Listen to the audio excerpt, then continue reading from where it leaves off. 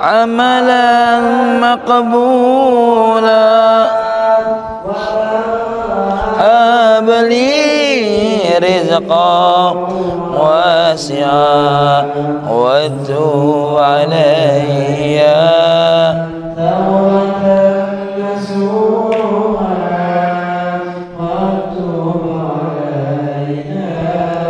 توبة.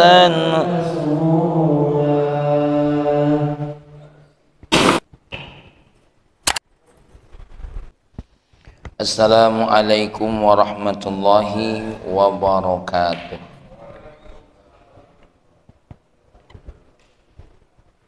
Alhamdulillahilladzi 'allamal insana ma lam ya'lam. Assalatu wassalamu ala nabiyyina Muhammadin khairil anam wa ala alihi wa ashabihi al-mutamassikina bidinil Islam, amma ba'du. Qala Allah Ta'ala fil Qur'anil Karim, a'udzu billahi minasyaitonir rajim, bismillahirrahmanirrahim.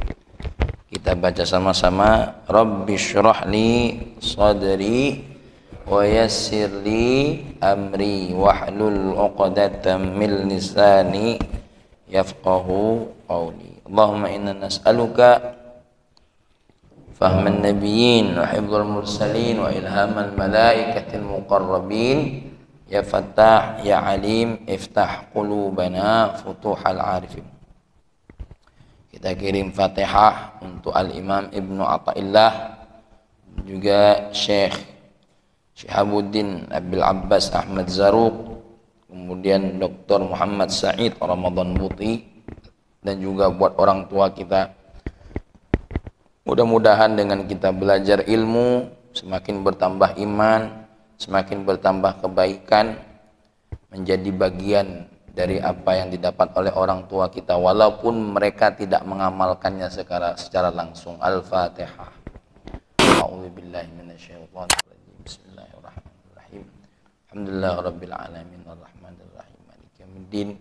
Iyyaka na'budu wa iyyaka nasta'in. Ihdinas shiratal mustaqim. Shiratal ladzina an'amta 'alaihim ghairil maghdubi 'alaihim waladdallin. Sebelum kita masuk ke hikmah yang ke-10, sedikit mau menyinggung tentang apa yang dilakukan oleh orang yang hidup untuk orang yang mati. Pertama, yang disepakati oleh ulama berdasarkan hadis sahih yang tidak bisa ditolak. Jadi ada beberapa amalan yang bisa dilakukan orang hidup untuk orang mati.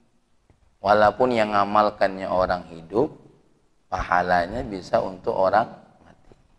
Hal ini ada dua kategori. Pertama, sepakat ulama, tidak ada yang nolak. Yang kedua, ulama berbeda pendapat. Apa yang disepakati oleh ulama? Satu, doa dan istighfar. Jadi kita yang hidup berdoa dan beristighfar untuk siapa? Untuk yang mati. Ini hadisnya sahih, bahkan bukan hadis, Al-Quran mengatakan. Apa doa yang dibaca oleh Wak Pendi? Rabbana ighfir lana dzunubana wa li ikhwanina alladzina sabaquna bil iman. Ya, doa yang diajarkan dalam Al-Quran, ya Allah ampuni dosa kami dan saudara-saudara kami yang telah mendahului kami, ya, bil iman, dengan ikatan iman mereka. Jadi kita berdoa, apalagi doa ini bisa dibaca, perlu ada kata-kata bil iman ini bukan apa? Contoh, kalau Pak Ari lagi ziarah kubur, di dalamnya macam-macam.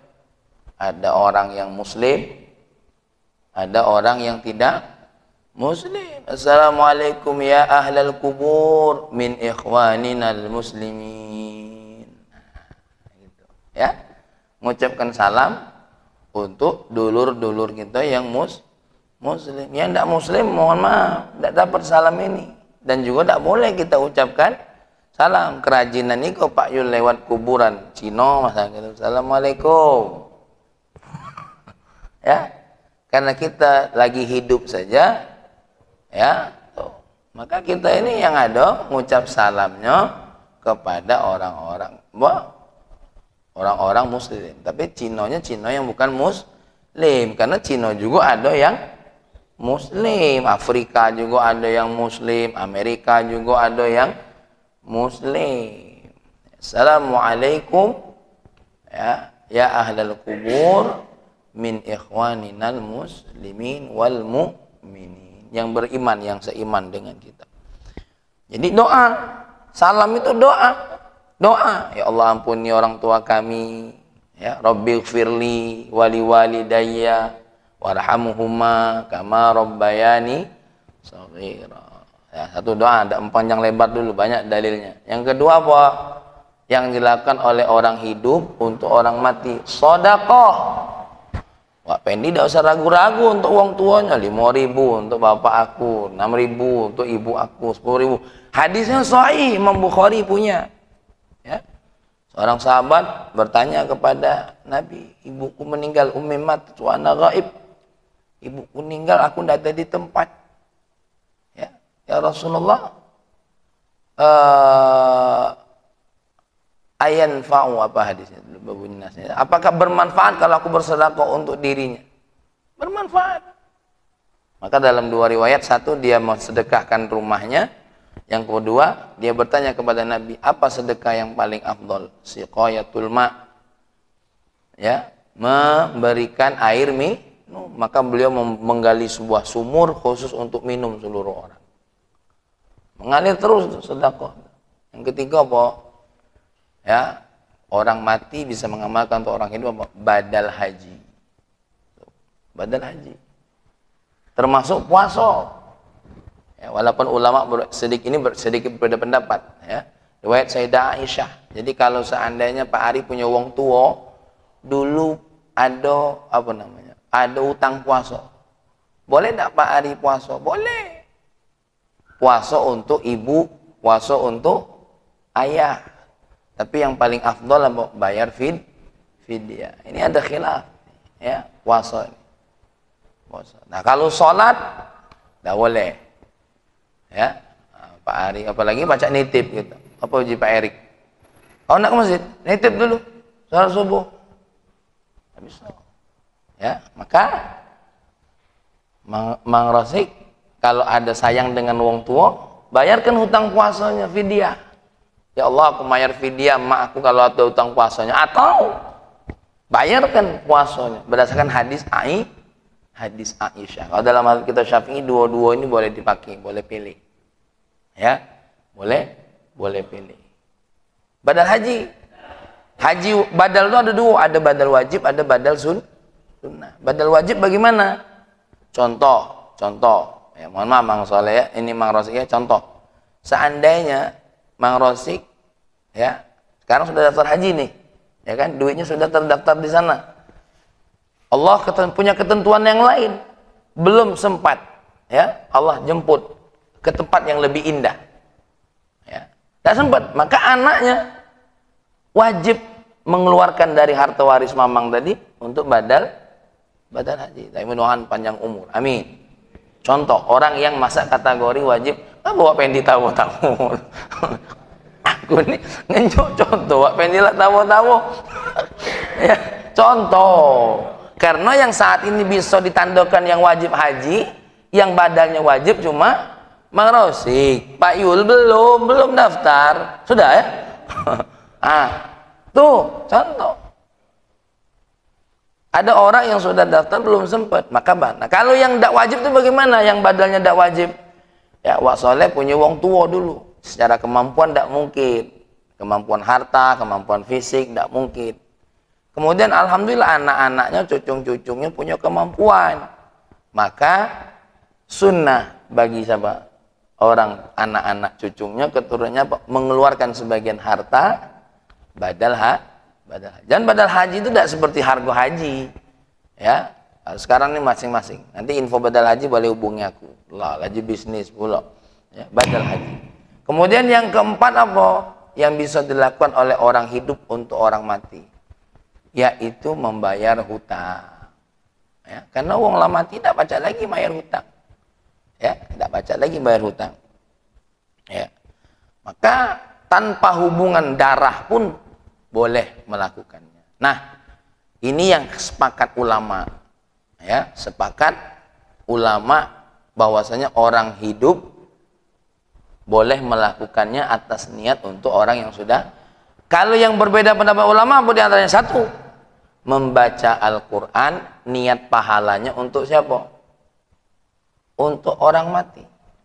Dedengkot ulama yang menyatakan paling keras boleh siapa? Imam Ahmad Ibnu Hanbal.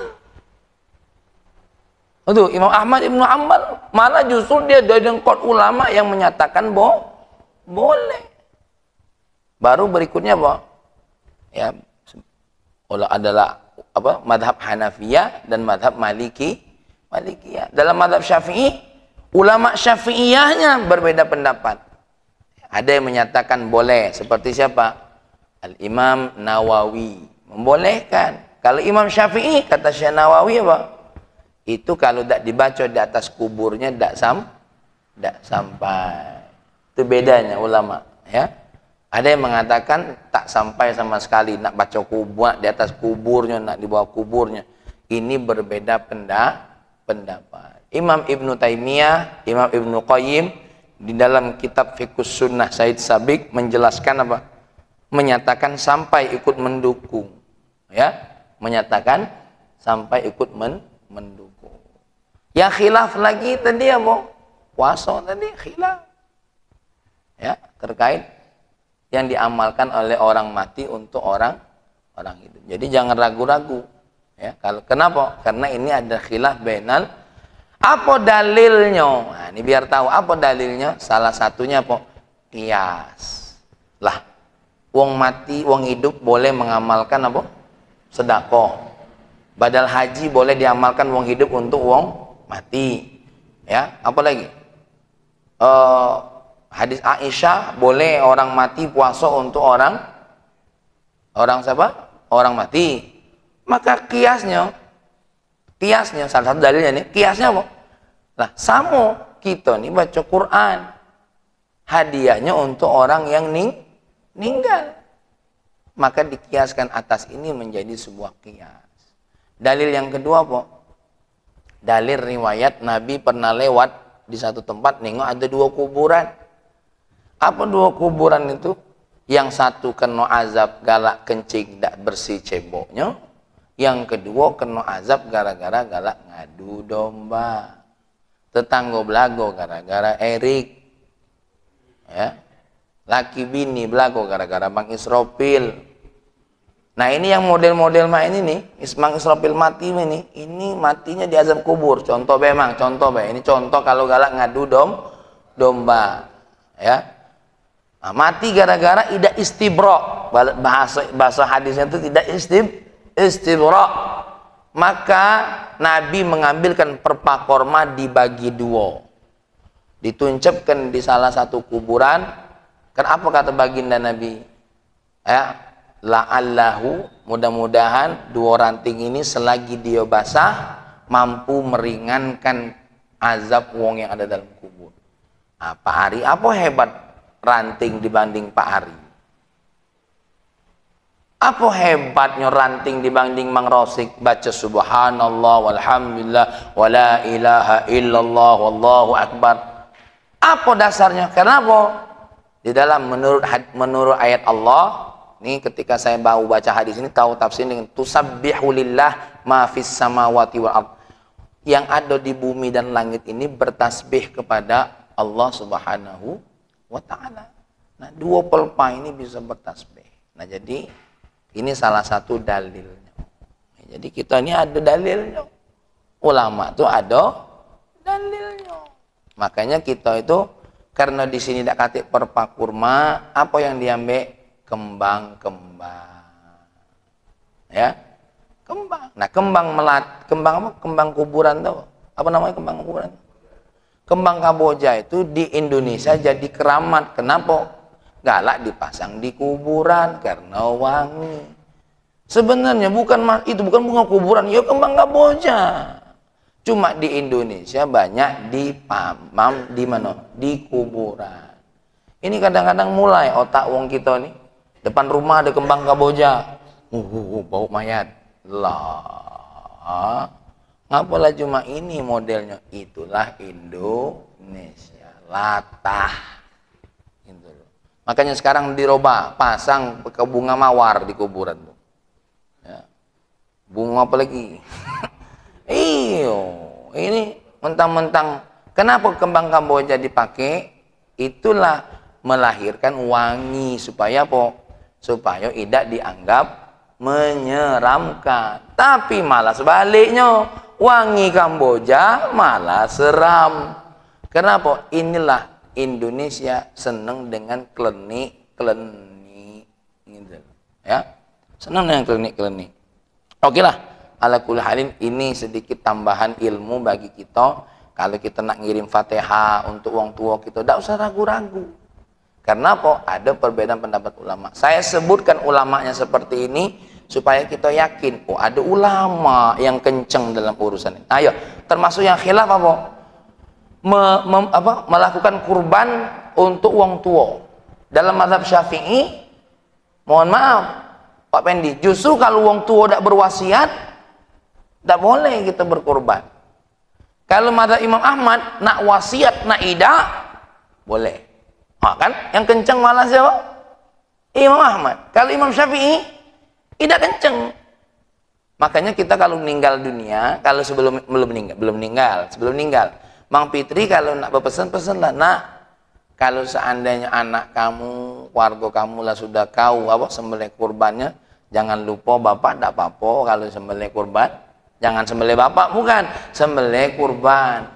Ya, boleh kasih wasiat. Ya, terus berputar seperti itu. Baiklah, ini sedikit pembuka untuk kajian kita, karena supaya kita dapat ilmu, ya, meyakini bahwasanya apa yang kita lakukan ini punya athar yang baik buat orang tua kita. Amin ya rabbal alamin. Kepengen enggak anak-anak kita melakukan sesuatu untuk kita walaupun kita sudah tiada? Kalau aku kepengen, Pak Pendi. Mohon maaf, siapa yang cuma ngandalin amalnya masih hidup, ngaco.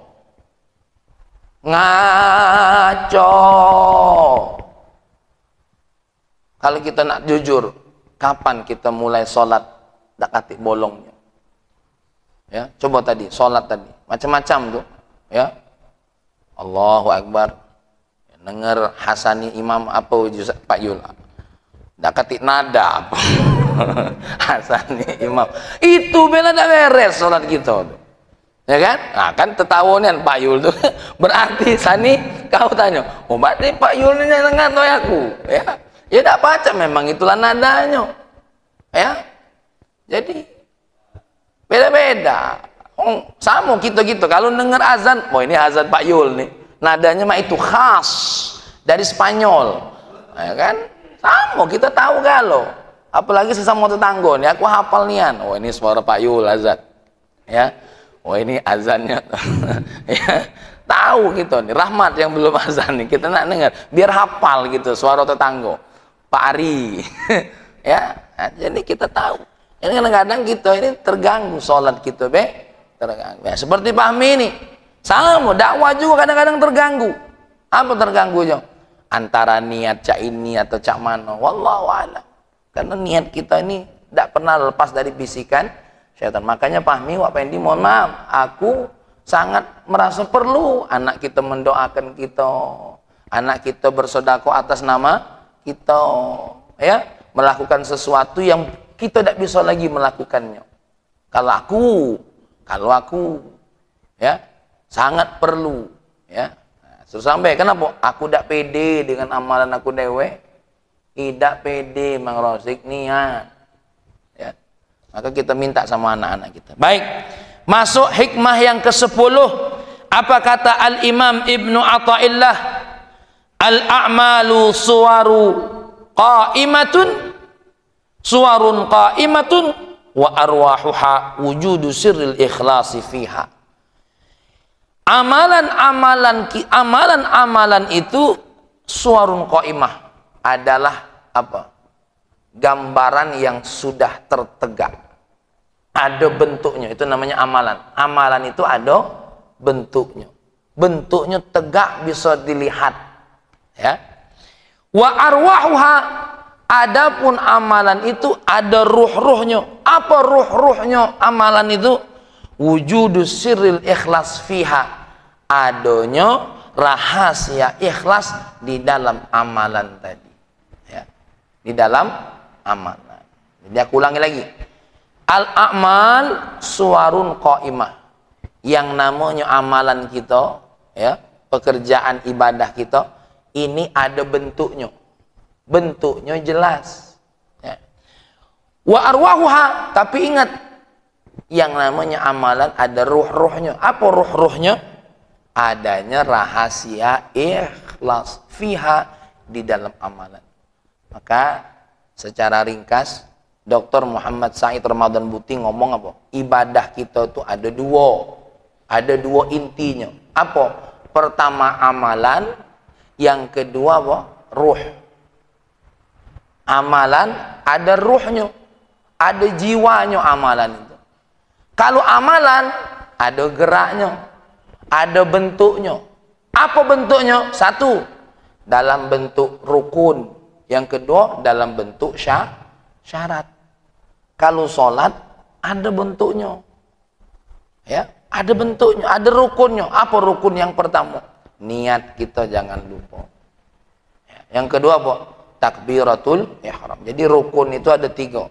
Ada rukun qalbi, rukun qauli, ya, rukun badani. Rukun salat kita itu ada apa? Rukun qauli, rukun qalbi. Apa rukun qalbi itu? Niat. Yang kedua apa?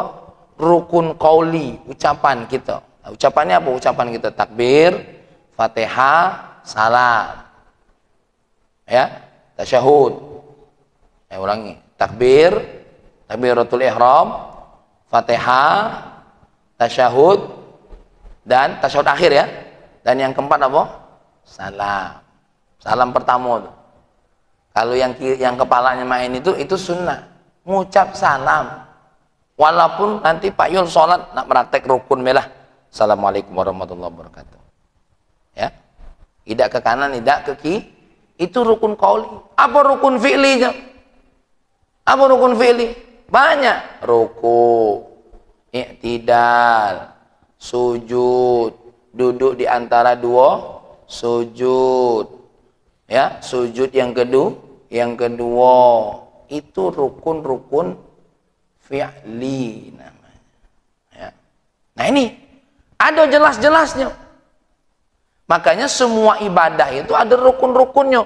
Apa? Bentuk gambarannya. Bentuk gambarannya. Jangankan yang ibadah haji. Haji ada rukun-rukunnya. Ada rukun, ada kewajiban haji. Apa rukun haji? Baik-baik. Niat, wukuf di Arafah, tawaf, sa'i, gunting rambut. Kalau yang mabit di Musdalifah, mabit di Mina, melontar jumroh Aqabah, melontar 3 jumroh. Ya, melontar 3 jumroh. Ya, kemudian apa lagi? Pakai kain ihram, itu namanya wajibatul haji. Wajibatul haji. Dalam hidup kita nih sama, ada rukunnya, rukun Islam, rukun iman, rukun ihsan. Ya, kewajibannya mana? Wajib hidup ini ada. Anak kepada wong tua, itu wajibat namanya. Suami kepada istri, istri kepada, itu namanya wajibatul hayah, kewajiban-kewajiban kita dalam hidup. Tuh.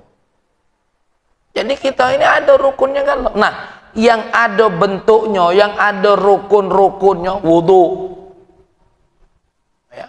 Tidak semua muka basah itu wudu. Ada yang muka basah itu apa? Nak mudi wong tuanya. Apa? Habis dari wudu. Ya. Apalagi dibanguni, anaknya dibanguni ada. Nah, ada sejadah di kamar tuh. Sudah tuh tidur lagi dia dibasahi tempat sujudnya tuh dengan banyu, ya kan? Pas wong tuanya megang, ah ini gawe Pak Yul ya. Ya, wala salat. Ya, bukan gawe Pak Yul, gawe aku pula dulu.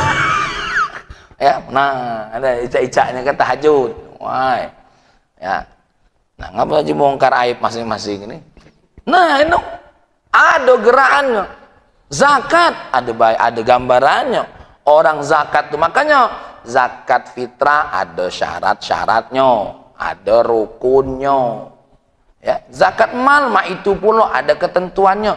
Sesuatu hal yang bisa dilihat, yang tergambarkan bentuknya, itu namanya al-a'mal. Jadi al-a'mal itu apa? Suwarun qaimah, harus ditegakkan. Salat kita tuh Allahu Akbar, Bismillahirrahmanirrahim. Ada sunnah-sunnahnya, ya. Sunnah-sunnahnya tadi baca doa iftitah dan selanjutnya. Ya. Puasa kita ada rukunnya. Rukun puasa itu utamanya cuma dua. Satu niat, yang kedua apa?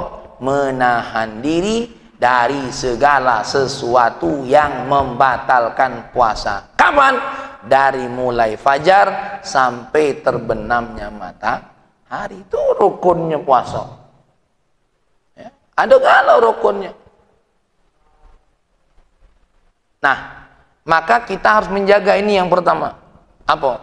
Gambaran-gambaran amalan kita. Agar apa? Tidak melenceng dari ketentuan Allah. Maksudnya apa? Hoi, al-a'mal itu suwarun qaimah. Yang namanya amalan itu sudah jelas gambarannya cak mano. Ya. Sudah terlihat gambarnya bagaimana. Tapi jangan lupa, di balik amalan yang ada bentuknya tadi, ada ruhnya yang harus kita jaga. Apa? Wujudu sirril ikhlas. Adanya rahasia ikhlas. Dan ikhlas ini rahasia, tidak bisa dilihat. Kalau Pak Yul ngomong aku ikhlas nian, itu bukan ikhlas namanya, karena rahasia. Ikhlas itu rahasia. Tuh, ikhlas itu rahasia. Kau ini ikhlas tak sholat? Ikhlas. Nah, itu aku tidak tahu itu ikhlas atau bukan kira-kira. Maka tidak kata lain, ikhlas tak kau tuh? Wallahu a'lam. Yang pasti aku berangkat bukan karena kau. Ya, aku nak sholat ini bukan karena kau nyelid aku, bukan karena kau merintah aku. Nah, aku tidak tahu, Allah lah yang menilai. Ikhlas itu, ya. Makanya tentang ikhlas ini kadang-kadang ulama tidak bisa menggambarkannya dengan definisi. Kenapa? Ikhlas itu rahasia dalam hati kita. Ya, rahasia, murni. Tidak bisa. Cak mana bentuk ikhlas itu? No, digambar, tidak baca, digambar. Ya. Siapa yang bisa? Kapan? Siapa yang pernah bertemu dengan ikhlas? Kecuali kalau nama kawannya Muhammad Ikhlas. Ya kan? Ada Pak Ali namanya Muhammad Ikhlas? Ada. Nah, itu kalau itu ada bentuknya. Ya, mungkin wongnya putih kulitnya, hidungnya mancung, tapi lolo, ada. Ya. Mulai saya suka masjid, masjid Ikhlas, masjid lain lagi. Ya. Nah, kita yang duduk nih tidak boleh kita nilai, oh wong ini ikhlas, wong ini tidak ikhlas. Rahasia. Rahasia. Ya. Semuanya ada rahasia. Baik. Nah, apa ini maksud dengan ruh? Asirrul muwadda' fi suwaril hayawan bil asalah. Secara bahasa yang namanya ruh itu apa? Asirrul muwadda', perkara rahasia yang dititipkan di dalam bentuk hewan. Ini secara bahasa. Ya, di dalam tubuh hewan itu ada sesuatu hal yang rahasia, tidak bisa terlihat oleh mata, yang Allah titipkan dalam Al-Quran. Dan itu ada hadis Nabi. Hadis Nabinya apa? Manusia itu ya di dalam perut ibunya per 40 hari. 40 hari jadi apa? Nutfah. 40 hari jadi alaqah. 40 hari jadi mudghah. Ya. Kapan sudah jadi mudghah? Lah mulai berbentuk dagingnya apa? Allah datangkan malaikat untuk meniupkan apa? Ruh. Nah, ini. Jadi ruh itu ada sesuatu hal yang dititipkan oleh Allah dalam tubuh hewan. Dan kita ini termasuk hewan. Cuma hewan yang dilebihkan oleh Allah kecerdasannya. Ya. Diberikan oleh Allah kekuatannya yang lebih kuat, lebih hebat daripada binatang. Karena kekuatan manusia itu bukan di otot. Coba Bang Rosik kemarin, kalau nak nyampai kebu. Tidak baca, pakai otak. Sebesar-besar apapun kebu masih lolo tuh lah. Tuh nyampak, dibudi ke leong papiliun. Ya kan? Digeret-geret kaki, jatuh. Tapi coba kalau kita nak cak-cak hewan. Coba, walaupun badan Pak Hari ini besar. Apalagi Bang Israfil, tidak mungkin melawan kebu. Cuma itulah kebu. Beda dengan manusia. Walaupun khuliqal insanu dha'ifa, tubuhnya lemah, tapi Allah kasih akal yang membuat dia bisa terbang. Ya, Allah kasih akal dia bisa mecahkan batu. Dengan apa manusia mecahkan batu? Bukan dengan tangannya, tapi dengan apa? Dengan ilmunya. Traktor. Apa namanya yang untuk mecahi batu? Iyalah, traktor itulah apa namanya? Alat-alat besar itu. Itu manusia. Ya, nah dalam tubuh hewan ini ada yang buat mereka bergerak dan hidup. Itulah namanya apa? Ruh. Ya, maka kita ini tidak tahu ruh kita. Bahkan bisa jadi ruh kita ini lebih ganteng daripada jasad kita. Jadi kalau seandainya Pak Yul nanya ngata Pak Ari, ngapa kau ini jelek nih? Oh, aku ini jasadnya baik, jelek nih, ruhnya ganteng. Kau beda tahu. Ya, daripada kau tuh. Jasad kau caknya bagus, padahal ruh kau tuh jelek. Ya kita tidak tahu mana ruh kita ini. Hanya Allah yang tahu bagaimana ruh kita ini. Yang pasti dia ada dalam tubuh kita. Yang dititipkan oleh Allah. Kalau ini dicabut dan bukan main, para ilmuwan bolak-balik cak mano nyetel lah. Nak tahu bagaimana ruh itu. Dicari, tidak ketemu ruh itu cak mano. Apalagi nak ditangkap, tidak bisa. Subhanallah. Kita cuma gambarkan ruh itu ada cahaya, itu akal manusia. Ya, jadi yang wak solehaun tonton di TV, ngedem lah itu pelam. Ya, itu film. Yang pasti ruh itu rahasia. Yang namanya ruh kalau nak nampakkan diri seperti siapa? Nah, malaikat Jibril. Nampaknya jadi manusia, jadi apapun. Ya, tidak bisa ruh ini terlihat. Ya, bahkan mohon maaf, jangankan dilihat, dipegang beda bisa. Itulah namanya ruh. Cuma manusia baik menggambarkannya. Oh, ruh itu cak apa angin. Ya. Nah, ini jangan ngarang-ngarang lah. Ruh nih. Awak tak tahu, ngomong tidak tahu. Ayah, ruh itu cak mana? Ruh itu rahasia nak yang Allah titipkan dalam diri kita. Ayah tahu tak ruh ayah cak mana? Kurang tahu, tapi ayah yakin ruh ayah ganteng. Dah, tu baik. Ya. Wa huwa huna jariyatun fima yaqa'u bihil kamal mu'tabar fil amal. Tapi ingat, yang ruh dimaksud di sini apa? Bukan ruh yang tadi. Bukan ruh yang ada dalam jiwa manusia, tapi ruh yang dimaksud di sini apa? Kesempurnaan yang dianggap dalam amalan kita. Artinya apa? Manusia itu pasti ada ruh. Oke. Salah satu analogi. Minum kopi. Ada rasanya enak atau tidak enak. Sekarang ketika Mbak Ari minum, enak. Emang ada rasanya? Mana? qaimah suwarun qaimahnya. Ndak kati. Nah, maka mamang ketika ibadah Allahu Akbar, tenang, itulah ruh namanya. Yang membuat kita tahu hal yang tidak bisa dirasakan oleh orang lain. Makanya setiap orang yang sholat tadi, hanya dirinya sendiri yang merasakan itu ada dalam dirinya. Allahu Akbar. Ya, ada yang terpaksa sholat lain tuh. Contoh, misalnya ada menantu terpaksa sholat. Allahu Akbar. Dia bergulan dah, lamun yang sholat ini kalau udah katik mertua ini aku udah kalah sholat ini. Dia dewe yang merasakan itu. Mertuanya ngomong apa? Wah, nurut nih menantu. Padahal dalam hatinya bergejolak dia. Ya. Pergilah mertua ini mening kepala di rumahnya dan juga gara-gara dia kebangun subuh. dia gerogot dewek dalam diri dia. Tidak berhenti. Gerogot dalam apa? Dalam diri dia. Inilah ruh namanya. Ya, tidak bisa dirasakan. Itu yang ada.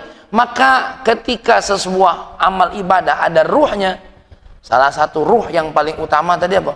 Ikhlas dalam diri, hanya dia yang bisa merasakan itu. Ya. Jadi ruh, maka ruhnya amal itu apa tadi? Rahasia keikhlasan ada dalam dirinya. Sir, apa yang maksud dengan rahasia? Lubabuhu. Apa lubabuhu? Itulah detikan hatinya. Lubabuhu itu apa? Yang ada dalam detikan hati. Yang terdetik dalam hatinya, itulah namanya sirnya tadi. Rahasia. Apa itu? As-sidqul mu'abbaru anhu bitabarri minal hauli wal quwwah. Apa as-sidqu? Kejujuran dia. Ya. Yang tergambarkan dari dirinya bitabarri minal hauli wal quwwah, bahwasanya dalam diri dia itu apa? Terdetik rasa tak berdaya, rasa tak bermampu, ya. Sehingga apa? Li'annahu la yatimu illa bihi wa in sahadunahu, ya. Yang namanya apa namanya? Rahasia hati tadi apa? Ya, tidak sempurna kecuali dengan adanya detikan tadi. Nak ada amalan atau nak ada tidak ada amalan. Contoh, makanya kata Dr. Muhammad Said Ramadan Buti, tidak selamanya ada sebuah ruh yang terkait dengan amalan. Kalau amalan harus terkait dengan ruh supaya sempurna. Tapi terkadang ruh itu ada tanpa amalan. Detikan hati tadi Wak Marosik, kadang-kadang ada tanpa amalan. Contoh, ya Allah, aku nih kalau dikasih oleh Allah rizki, aku nak bersedekah setiap pagi itu apa? 100.000.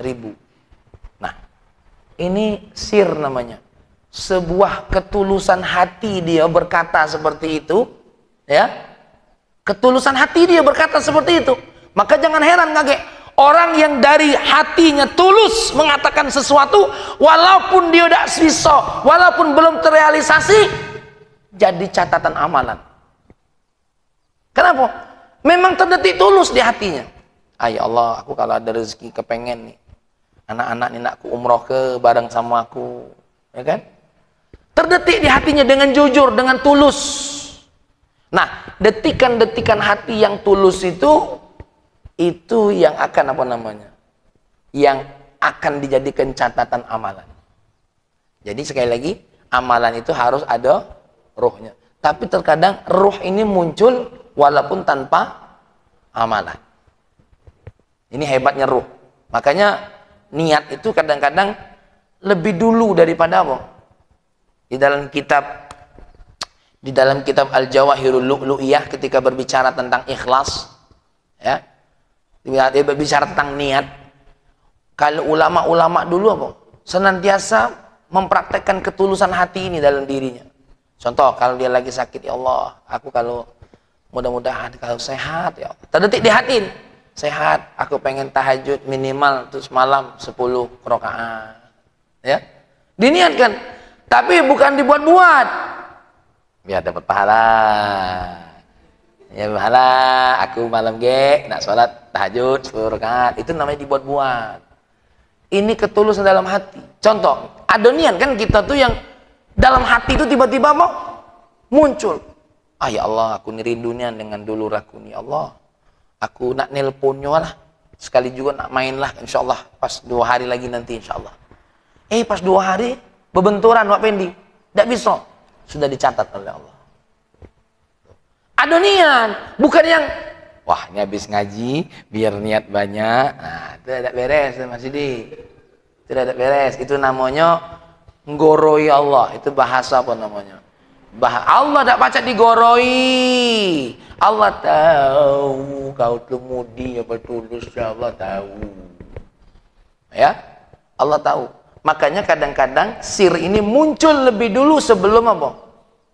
Sebelum amalan itu dilakukan. Itu bedanya. Kalau amalan jangan lupa harus ada ruhnya. Ya. Tapi kadang-kadang ruh rahasia keikhlasan ini, ketulusan ini muncul kapan? Sebelum amalan itu datang. Ya. Datang. Nah, kemudian apa itu ikhlas? Nah, ini biar kita tahu.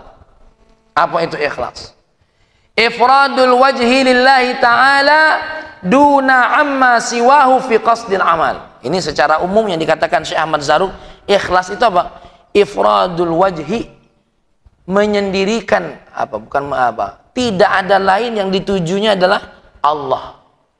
Selain Allah tidak ada dalam tujuan amalnya. Yang dikejar hanyalah siapa tadi?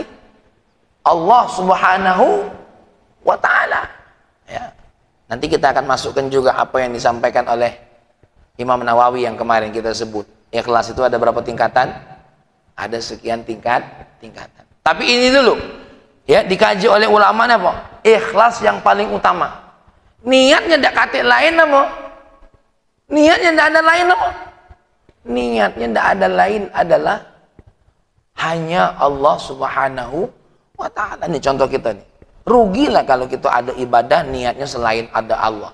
Kenapa? Yang lain berharap pahala dari Allah, kita berharap dari wong yang berharap pahalanya dari Allah. Ya, tidak mungkin, jauh itu. Ya. Ini ikhlas. Qala Syekh Abu Talib radhiyallahu anhu, wal ikhlasu indal mukhlisin ikhrajul khalqi min muamalatil haqqi. Nah, ikhlas itu kata Syekh Abu Talib radhiyallahu anhu, ya, beliau mengatakan apa? Orang-orang ikhlas itu ketika dia menyatakan ikhlas itu apa? Ikhrajul khalqi min muamalatil haqqi, mengeluarkan apa? Segala hal yang terkait dengan makhluk ketika dia sedang berhubungan dengan Allah. Ya, mengeluarkan segala sesuatu yang berhubungan dengan apa? Makhluk ketika berhubungan dengan Allah sang pencipta makhluk. Ya, apa? Fokus hanya kepada Allah, sehingga apa yang terkait dengan makhluk dibuang galau-galau. Dibuang galau-galau. Apa terkait dengan makhluk? Apa baik? Inginkan dunia, ya, terbuang dalam dirinya. Ketika dia sedang berhubungan dengan Allah, dibuang galau-galau. Termasuk haji. Oh, haji itu lemaknya ya, nengok pacak jalan-jalan, dibuang. Ya. Dibuang galau-galau. Oh, gek kalau pas haji kalau nak beli sejadah bagus-bagus, dibuang galau-galau. Kenapa? Yang dituju cuma Allah. Tapi ingat yang namanya setan babese. Yo kan ibadah. Kalau beli sejadah kan tidak apa-apa. Beli sejadah tidak apa-apa. Tapi apa? Berputar dalam hatinya ini, ya, selain Allah, itu nanti bermasalah. Makanya orang yang sedang bermuamalah kepada Allah, keluarkan galau-galau yang terkait dengan apa? Dengan makhluk. Ikhrajul khalqi, mana tadi ibarahnya? Min muamalatil haqqi. Ketika dia sedang bermuamalah, berhubungan dengan Allah sang pencipta makhluk, maka semua yang berbau makhluk dikeluarkan. Yang berikutnya apa? Wa awwalul khalqi An-nafsu. Ingat, makhluk yang pertama kali apa yang harus dikeluarkan? Nafsu. Nah, ya, makhluk yang pertama kali dikeluarkan apa? Hawa nafsu. Ya. Tuh, hati-hati. Kemudian apa kata beliau? Wal ikhlas indal muhibbin. Tadi ikhlas menurut orang ikhlas. Sekarang ikhlas menurut orang yang pencinta, orang yang punya rasa cinta. Ada ikhlas menurut orang yang ikhlas, ada ikhlas menurut orang yang cinta. Allah ya'mala amalan li ajlin nafsi wa illa dakhala alaihi mutala'atu iwad, ya, wa mailun ila hadhi nafsin. Yang namanya ikhlas menurut pencinta, ahlu cinta, mengamalkan sesuatu amalan tidak karena keinginannya, tidak karena hawa nafsunya. Karena kalau tidak, orang yang mengamalkan amalan itu akan berharap apa? Imbalan. Ketika tak dapat imbalan, apa yang muncul? Kecewa. Jadi ada tingkatan nih, Pak. Ada tingkatan. Tingkatan pertama, tingkatan orang ikhlas. Tingkatan orang ikhlas apa? Melepaskan diri dari tujuan makhluk. Tingkatan ikhlas menurut ahli pencinta. Ini sudah tingkatan cinta nih, ya. Apa tingkatannya? Dia adalah melakukan amalan bukan karena hawa nafsunya, bukan karena keinginan dirinya. Kenapa? Karena bisa jadi kalau dia punya keinginan, akan ada kategori apa? Minta pamrih, minta imbalan, ya. Kemudian yang ketiga, ikhlas menurut orang yang mengesahkan Allah. Tingkat tauhid, khurujul khalqi minan nadhari ilaihim fil af'al wa adamus sukun wal istiraha bihim fil ahwal. Yang dimaksud ikhlas menurut orang-orang ahli tauhid apa? Keluarnya makhluk minan nadhari ilaihim fil af'al. Apa minan nadhari? Dari pandangannya terhadap makhluk fil af'al. Jadi yang namanya orang yang mentauhidkan Allah, bagaimana cara dia ikhlas? Cara dia ikhlas apa? Melepaskan dirinya dari pandangan dia terhadap makhluk, ya, di dalam setiap amalannya. Artinya apa? Dia hanya mengesahkan Allah. Inilah ihsan. Kenapa? Dia ketika sholat apa? Seolah-olah melihat Allah, atau kalau tak mampu, dia hanya yakin yang melihat dirinya siapa? Allah Subhanahu wa ta'ala. Contoh kita nanya. Kita ini kadang-kadang tidak jelas, ya, nanya. Ketika kita masih bertanya, Allah nyuruh kita sholat nih, apalah ya tujuannya? Orang yang tauhid, ya terserah Allah lah, yang penting Allah nyuruh kita sholat kok. Apa kau nak nanya-nanya? Yang penting Allah nyuruh kita sholat. Maka kita tidak kata lain taat sama. Nah, melepas embel-embel tadi dari pandangan matanya, ya. Contoh, tingkatan tauhidnya Pak Didi, misalnya Mas Didi, ngapalah Allah ngenjuk aku kebakaran? Lah, kalau wong tauhid terserah Allah lah, kan bukan cuma kebakaran, aku mati kena Allah. Jadi tidak banyak nanya. Itu loh maksudnya. Lepas dari pikirannya segala sesuatu. Ya, ini contoh Bang Rosik. Ngapalah kok pacak nama aku yang tidak masuk kemarin tuh. Lah kena Allah. Tidak baca. Tidak baca ngaturnya. Walaupun yang ngatur itu manusia. Tidak baca. Nah, ini yang dimaksud apa? Ikhlas menurut orang-orang ahli tauhid, ya. Wa adamus sukun wal istiraha bihim fil ahwal. Dan ingat, orang ahli tauhid itu senantiasa tidak bisa kantep jiwanya. Kenapa? Karena yang ada hanya Allah. Contoh nih, kita kan kadang-kadang duduk ngapa? Merasa dak tik wong. Ya, apalagi ini kita kehilangan kipas. Ini kan yang maling kipas ini karena dia merasa seolah-olah Allah tak nengok. Ya, maka dia tenang maling. Padahal dia lupa kalau Allah nengok dia maling. Sama cak kita. Maka kita ini Duduk kadang-kadang mohon maaf ini Pak Pendi, kalau ulama yang tauhidnya tingkat tinggi, dia minum itu Allah merasa Allah nengok. Bismillahirrahmanirrahim. Ya kan? Kenapa? Allah dia merasa nengok. Kalau kita ini tidak punya sabun, punya bapak kau, ya lah bapak kan tidak tahu. Nah, ya, ini ikhlas tingkat tauhid. Saudara, masih banyak lagi mana ikhlas. Mudah-mudahan kita belajar. Dengan begini kita tahu ikhlas kita ini tingkat mana nih kira-kira. Menurut ahli ikhlas, menurut pencinta, menurut ahli tauhid, atau tidak masuk kalau? Wallahu a'lam. Ya, oleh karena itu kita perlu ngaji bukan apa-apa, menakar diri kita, bukan nakar diri wong. Ingat, ngaji ini Pak Yul nak nakar diri kita. Kaget Pak Yul nengok, iya belum ikhlas. Bukan, kita takar diri kita. Maka ngaji hikam ini ayaannya untuk siapa? Ayaannya untuk diri kita masing-masing. Fahmi cuma bisa membacakan kitabnya, jangan jadikan aku contoh. Aku bukan ulama setingkat Imam Ibnu Athaillah. Fahmi cuma murid yang sama-sama ngaji. Cuma kebetulan, bukan kebetulan, Allah izinkan Fahmi bisa baca kitab, makanya saling ngaji. Mudah-mudahan ada manfaat.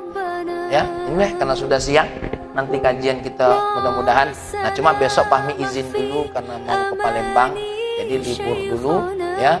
Jadi mari kita berdoa kepada Allah, shalli wa sallim ala sayyidina Muhammad wa ala ali sayyidina Muhammad. Ya Allah, ajarkan kami terus menyempurnakan bentuk ibadah kami ya Allah. Tapi selain itu ya Allah, ajarkan kami untuk mendalamkan ruh amalan itu dalam amalan kami ya Allah. Maka salah satunya rahasia ikhlas itu ajarkan kepada kami ya Allah, agar hati ini semakin dekat denganmu, di mana hari-hari kami tidak lepas kecuali selalu mengingat ya Rabbana ya Karim. Baik ikhlas menurut orang-orang yang mukhlisin, ataupun ikhlas menurut orang-orang yang muhibbin, ataupun ikhlas menurut orang-orang yang muwahhidin, mengesahkan dirimu ya Rabbana ya Karim. Ya Allah, ya Rahman ya Karim, jagalah majlis pertemuan ini ya Allah, sampai engkau mempertemukan kami dengan majlis orang-orang soleh nanti di surgamu ya Allah. Rabbana atina fid dunya hasanah fil akhirati hasanah wa qina adzabannar. Alhamdulillahirabbil alamin. Salah-salah kata, nyebut-nyebut nama, mohon maaf, mohon keridhoannya. Assalamualaikum warahmatullahi wabarakatuh.